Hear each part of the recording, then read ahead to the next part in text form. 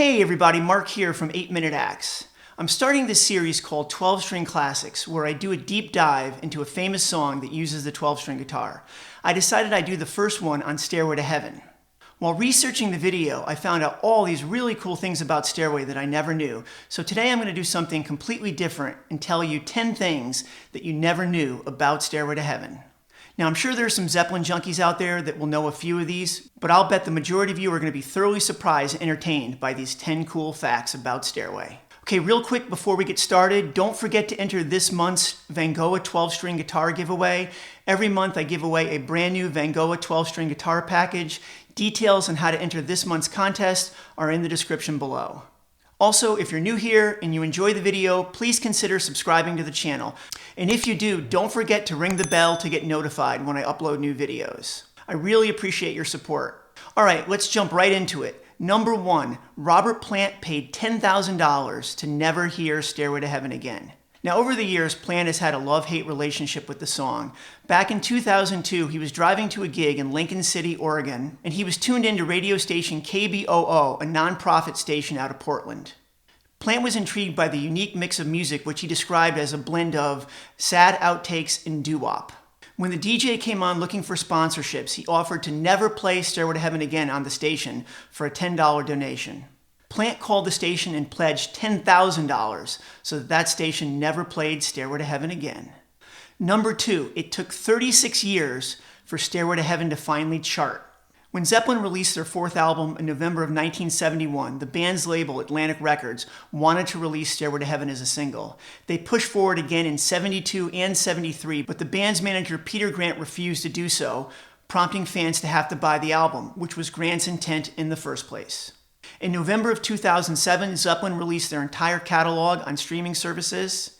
Upon the first week of the catalog's release, Stairway shot all the way up to number 16 on the charts, 36 years after the song's initial release.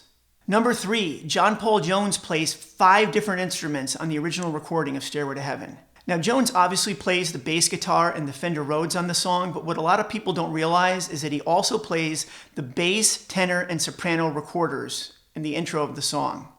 Now, there's a lot of misinformation online about this, but according to my research, the recorders at the beginning of the song are real and not a mellotron. Number 4, the first time Led Zeppelin played Stairway to Heaven live, fans were bored. Zeppelin debuted Stairway on March 5th, 1971 at Ulster Hall in Belfast, Ireland. The crowd was thoroughly unimpressed. According to Jones, they were bored to tears, waiting for something that they knew. Number 5, from a scientific standpoint, Stairway to Heaven is nearly perfect. Page had been working on the idea of Stairway for years.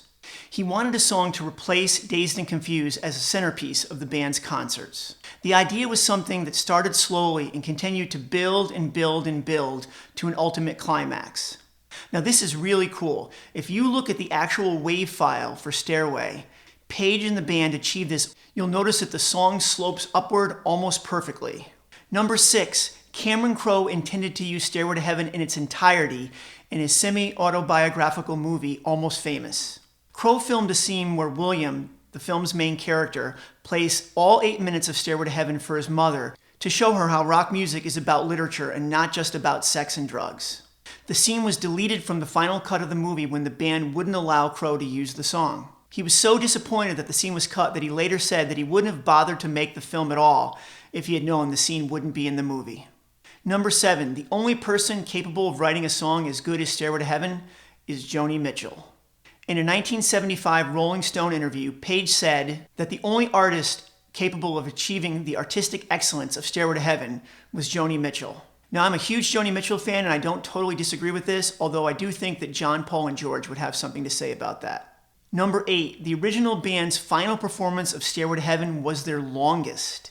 Although they didn't know it at the time, the band's performance on July 7th, 1980, in Berlin, Germany, would be their last. Fittingly, their performance of Stairway to Heaven lasted nearly 15 minutes that night, their longest performance of it ever. Sadly, Bonham died a few months later, and on December 4th, 1980, the band issued a press release officially calling it quits.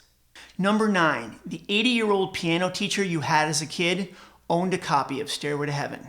Now I'm being a little bit silly here. Whenever I think about sheet music, I always think about that cheesy, easy piano sheet music that I bought as a kid that never sounded anything like the original track.